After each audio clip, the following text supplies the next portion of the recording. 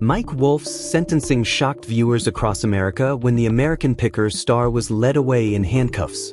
Everyone thought his arrest might be tied to some dispute over antiques or maybe a business disagreement with the History Channel.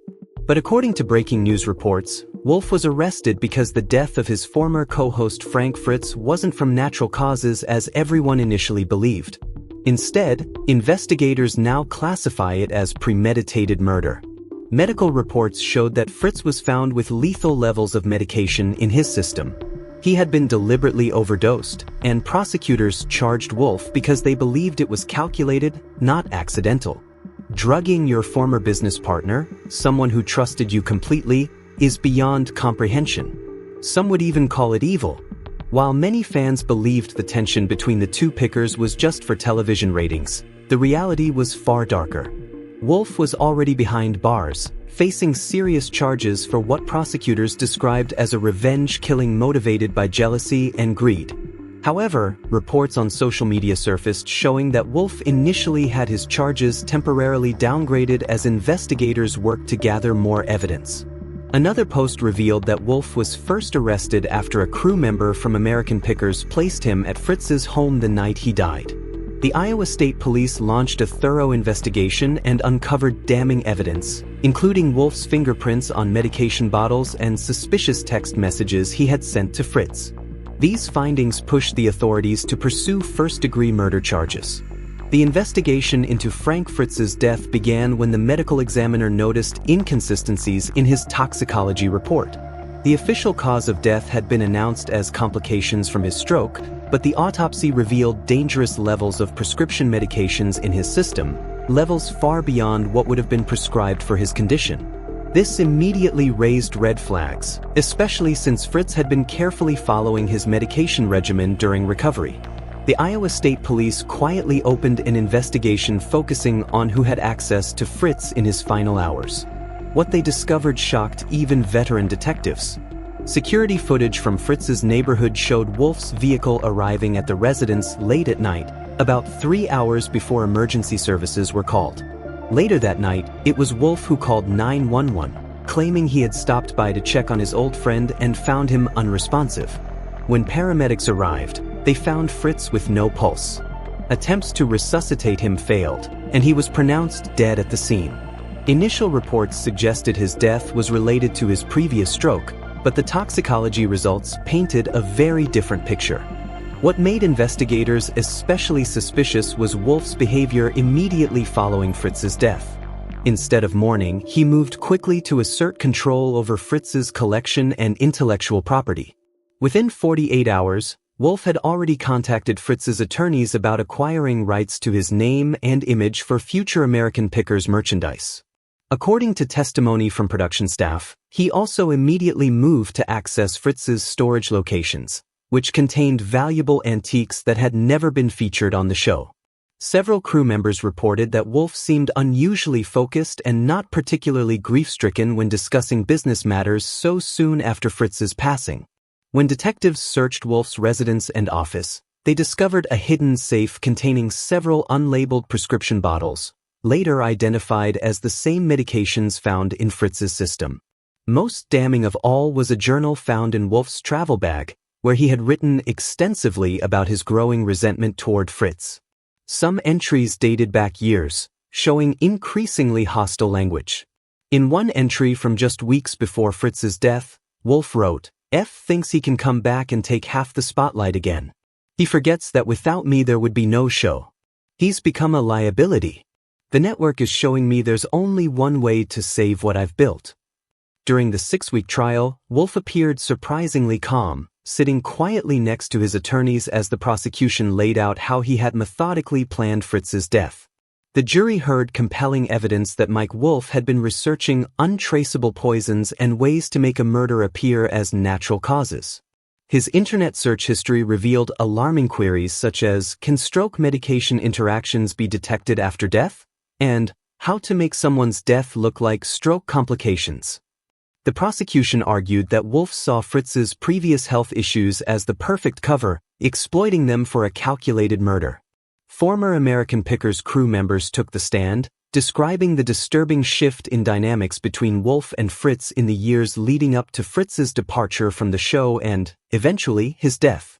One production assistant testified that she had overheard heated arguments over the show's future, with Wolfe demanding complete creative control and telling Frank that he no longer deserved equal billing after his health struggles. Several witnesses described Wolfe becoming increasingly controlling, often speaking disparagingly about Frits to network executives and isolating him from longtime friends in the antique community.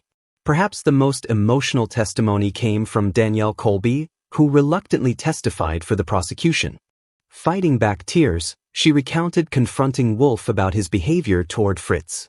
She said, "I noticed Mike had become obsessed with being the sole face of American Pickers. When I asked him about reconciling with Frank, he became defensive and angry, telling me to stop interfering in things that don't concern you." Colby also described finding disturbing notes in Wolfe's office about Fritz's medication schedule and questioning Wolfe, who claimed he was merely concerned about Frank's health. The defense team tried to paint a picture of a misunderstood friendship, suggesting that Wolfe had genuinely attempted to reconcile with Frits before his death. They brought in network executives who testified about Wolfe's public statements supporting Fritz's recovery.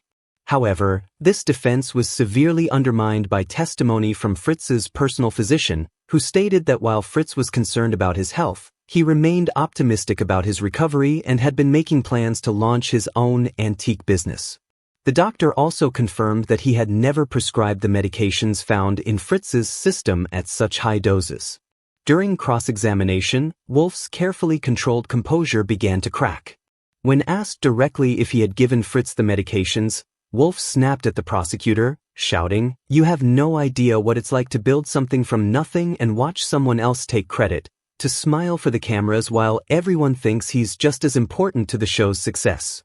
His outburst prompted his defense team to call for a recess, but the damage was already done. Jurors later reported that this moment was pivotal in their deliberations, as it exposed the resentment Wolfe still harbored years after Fritz's departure from the show. The financial motive became unmistakably clear when forensic accountants testified about suspicious changes to Wolfe's business structure. In the months leading up to Fritz's death, Wolfe had been quietly restructuring his companies to absorb Fritz's intellectual property in the event of his incapacitation or death. He had also taken out a business insurance policy on Frits, naming his company as the beneficiary of a $5 million payout.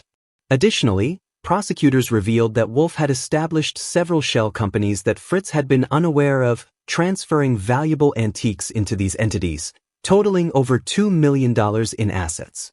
The jury deliberated for just 4 hours before returning with a guilty verdict. When the judge announced Wolfe's life sentence without the possibility of parole, that's when everything completely unraveled. Wolfe, who had maintained a poised demeanor throughout the entire trial, suddenly jumped up screaming, "You don't understand. He was going to ruin everything. He was going to destroy my legacy." He lunged across the defense table, sending legal pads and water glasses flying. The bailiffs rushed toward him, but he was already charging toward Fritz's family, swinging wildly before they could restrain him. People in the courtroom began screaming and pushing toward the exits as Wolfe broke free again, this time grabbing an antique walking stick that had been entered as evidence and swinging it like a weapon, striking one of the bailiffs in the shoulder. "I built American Pickers. It was my life's work," he shrieked as 3 more officers tackled him to the ground. The judge was evacuated from the courtroom as Wolfe continued fighting violently, kicking and screaming about betrayal while officers tried to subdue him. Fritz's sister, who was present at the sentencing, had to be escorted out by security as Wolfe tried to lunge toward her, screaming, "I deserved everything. It was my show," as they finally managed to handcuff him. The most shocking moment came when Wolfe locked eyes with Danielle Colby, who was seated in the gallery, and shouted, "Tell them the truth. Tell them what Frank was really like." Colby turned away, visibly distressed, while other crew members broke down in tears. The American Pickers family has been torn apart by the trial, with some supporting Wolfe while others testified for the prosecution.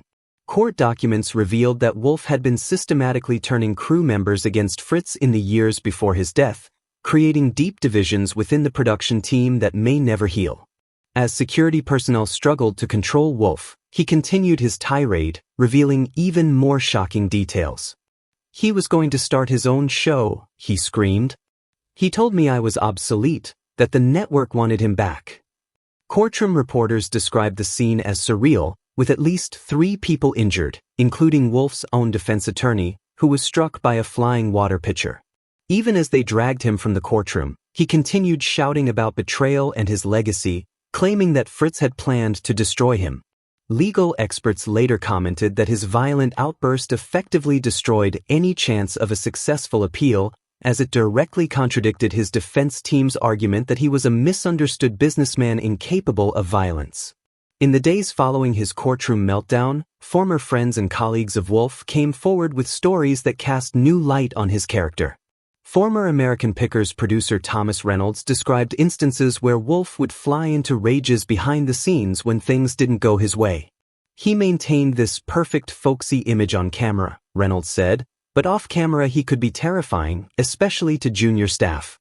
When the cameras stopped rolling, his whole demeanor would change. Others described him as becoming increasingly paranoid in recent years, convinced that Frits was conspiring to return to television with a competing show. The case has sent shockwaves through the reality television community. American Pickers, which reached millions of viewers worldwide, now faces an uncertain future. The History Channel has pulled all episodes featuring Wolfe and issued a statement expressing shock and sympathy for Fritz's family. Several major sponsors have pulled their support, and the show's future remains in doubt. Fritz's family has filed for control of his antique collection and intellectual property, promising to honor his legacy while pursuing legal action against the network for enabling Wolfe's increasingly erratic behavior.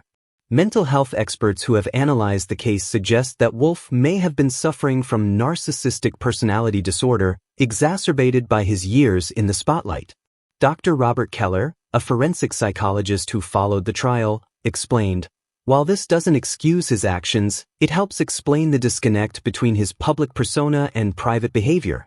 People with narcissistic traits can appear charming and composed while harboring intense resentment and plotting revenge." The departure of Frits from the show would have been a narcissistic injury that festered for years. Perhaps most disturbing of all is how Wolfe used his platform as a television personality to manipulate public perception. In the weeks following Fritz's death, he had gone on social media, tearfully attributing his passing to complications from his stroke and using the opportunity to announce special merchandise in Fritz's memory. This was not just murder, prosecutor Sarah Donovan said in her closing arguments. This was a calculated deception of millions of trusting viewers who mourned alongside a man who had killed his former partner and was using their grief to enrich himself.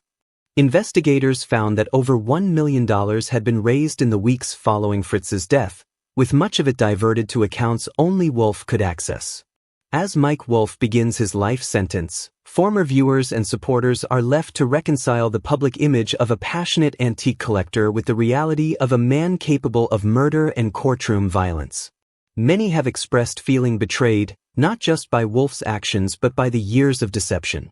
"We invited him into our homes every week," said longtime American Pickers viewer Robert Jenkins. "We trusted his folksy charm and passion for preservation. To discover it was all a facade is devastating." Television personalities who had previously appeared with Wolfe have distanced themselves, with several issuing statements expressing shock and calling for respect for Fritz's memory. For the crew of American Pickers, the tragedy continues to unfold. Their testimony during the trial revealed a production deeply divided, with some believing in Wolfe's innocence while others were convinced of his guilt. Danielle Colby, who testified for the prosecution, has taken a leave of absence from television, citing the need for healing and reflection. In a brief statement, she asked for privacy and expressed hope that the legacy of antique preservation that initially brought us all together can somehow continue despite these tragic circumstances. Other crew members have remained largely out of the public eye as they grapple with the dual trauma of losing Frits and seeing Wolfe convicted of his murder. The judge's final comments before Wolfe's outburst seem particularly prophetic now. "Mr. Wolfe," he said, "you presented yourself as a champion of American history and preservation while harboring thoughts of revenge and murder. You used your platform to preach the value of the past while plotting the death of the man who helped build that platform. Today, justice is served not just for Frank Frits but for the millions of viewers who trusted you. It was at this moment that Wolfe lunged across the table, beginning the violent outburst that would become his final public appearance before being led away to spend the rest of his life behind bars. As the doors of the prison close on Mike Wolfe, his final words to the courtroom continue to echo, "Goodbye forever to all of you. The truth will come out someday." Whether these were the desperate cries of a man facing justice or the final manipulations of a skilled performer remains a matter of debate.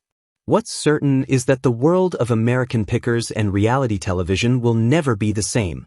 The legacy of the show, once focused on preservation and Americana, has been forever tarnished by murder, betrayal, and a courtroom outburst that revealed the darkness hiding behind one man's public face of folksy charm and passion for the past.